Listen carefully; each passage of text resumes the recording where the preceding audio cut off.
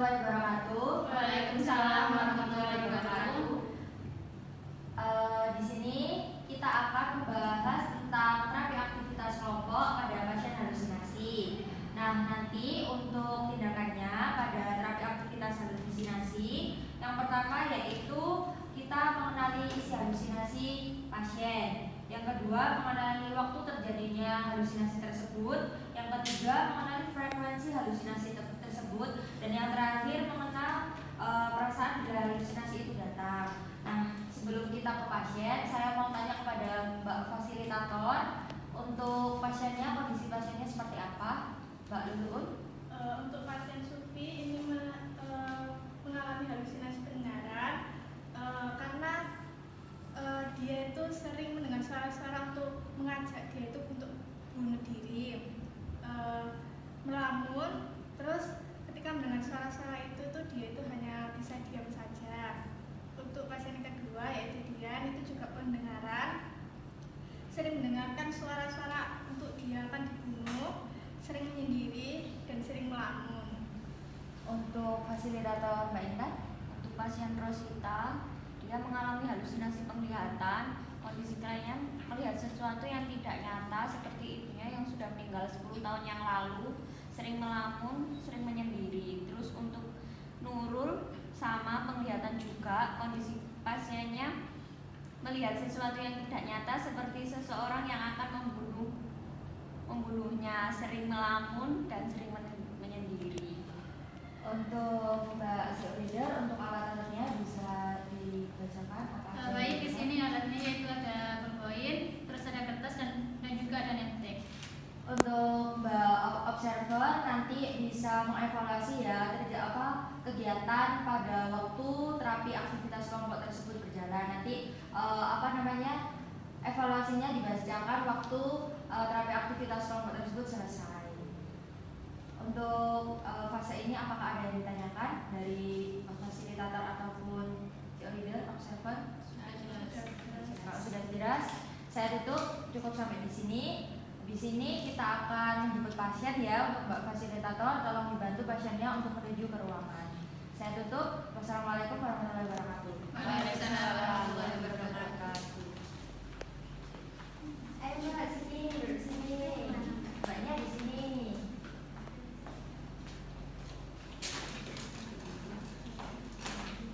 Ayo Mbak, sini Mbak.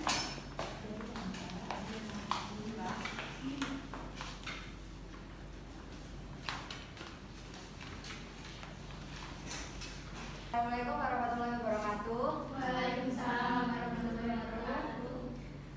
Untuk hari ini kita akan melakukan terapi aktivitas kelompok pada sesi pertama, yaitu menolak halusinasi. Nah, sebelum kita masuk untuk terapi aktivitas kelompok, alangkah baiknya kita perkenalan dulu ya, supaya bisa lebih kenal kepada perawat-perawatnya. Nama saya Seni Amanda sebagai leader, dan ini rekan saya. Perkenalkan, saya Siti Nurhalisa sebagai co-leader. Untuk saya Jaya Intan jadi fasilitator. Saya Lulu sebagai fasilitator. Saya Iskandar Nasi jadi observasi. Yang selanjutnya perkenalan untuk ibu-ibunya. Langsung saja ya, yang di samping kanan saya boleh diperkenalkan namanya. Halo, namaku Sufi. Asalnya dari mana? Asalnya dari Mojokerto. Tepuk tangan dulu Mbak Sufi. Bapak fasilitator bisa dibantu memasangkan. Yang selanjutnya bisa perkenalkan, menyebutkan asalnya dari mana. Perkenalkan, saya Dian dari Napipo. Tepuk tangan buat Mbak Dian.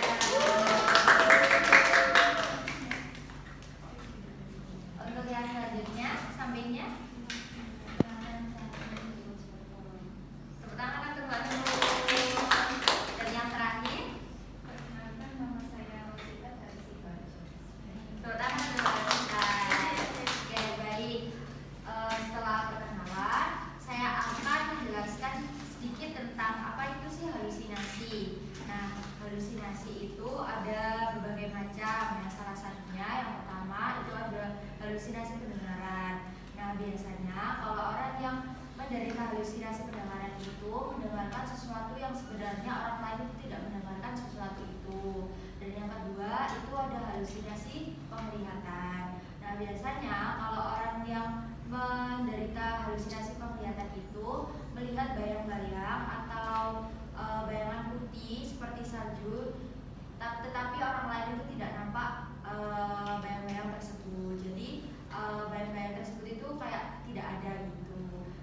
Lalu Untuk hari ini Mbak-mbak, nanti saya akan dikasih sama cheerleader kertas sama pulpen untuk menuliskan perasaan Mbak atau halusinasi yang diderita oleh Mbak itu gimana sih, terus terjadinya itu waktu kapan, terus frekuensinya tuh biasanya itu terus menerus atau kayak sekarang dengar nanti enggak gitu.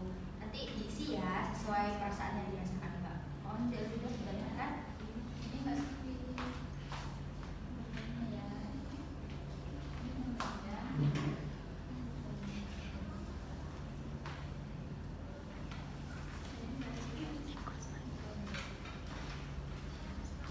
Sekarang bisa ditulis perasaannya, halusinasinya seperti apa, biasanya gimana, mendengarkan bisikan-bisikan atau melihat bayangan-bayangan yang sebenarnya itu tidak ada.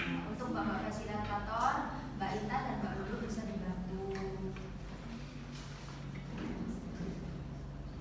Nah, sekarang kan sudah selesai ya, Mbak-mbaknya menuliskan perasaan yang dialami, halusinasinya apa, jenisnya apa, frekuensinya bagaimana. Nah, nanti habis ini saya akan meminta membacakan untuk Mbak-mbaknya, mulai dari sebelah kanan saya bisa. saya halusinasinya termasuk pendengaran. Jadi saya tuh dengar suara-suara yang mengajak saya, menyuruh saya tuh bunuh diri gitu. Kayak kalau misalnya saya lewat jembatan suruh lompat gitu, saya sering harus dengar kayak gitu gitu. Apalagi pas kayak saya sendiri. Begitu kalau sepi-sepi. Biasanya mendengarkan seperti itu, Mbak Sufi menggunakan apa, Kak? Misalnya menutup telinga atau berteriak? Aku diem aja sih, nggak ngapa-ngapain biasanya. Tapi ya kayak panik aja. Tepuk tangan dulu, Mbak Sufi. Selanjutnya, Mbak Dia. Kalau aku sering mendengar suara orang yang mau ngancam untuk membunuh aku gitu. Untuk waktunya itu sering, biasanya saat pagi, siang, malam, atau saat sedang di tempat-tempat sepi kayak nggak sepi lagi. Sama ya, tepuk tangan Mbak Dia. Selanjutnya, Mbak Nurul. Karena aku sering melihatnya seseorang yang membunuh waktunya itu karena malam hari.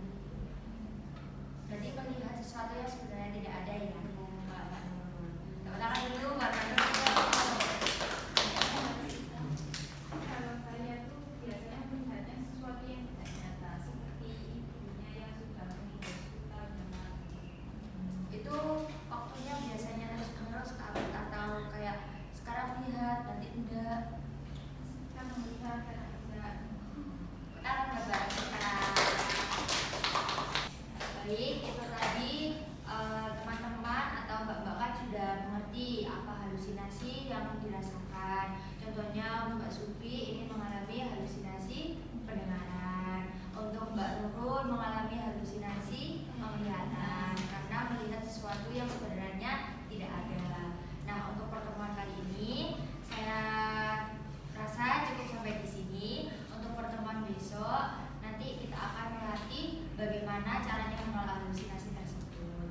Untuk waktunya sama seperti hari ini ya, tepatnya di sini saja. Nanti besok akan dijemput lagi oleh Bapak Fasilitator. Untuk sekarang Bapaknya bisa kembali ke ruang pasien untuk beristirahat dan melanjutkan aktivitas.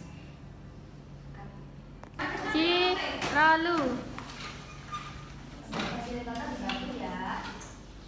Thank you. Nah, untuk kegiatan terapi aktivitas kelompok sesi pertama tadi kan sudah selesai.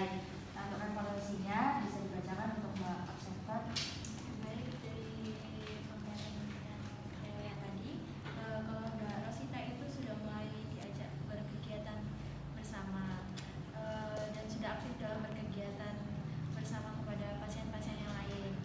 Kalau Mbak Nurul itu aktif dalam berkegiatan dan mampu memperkenalkan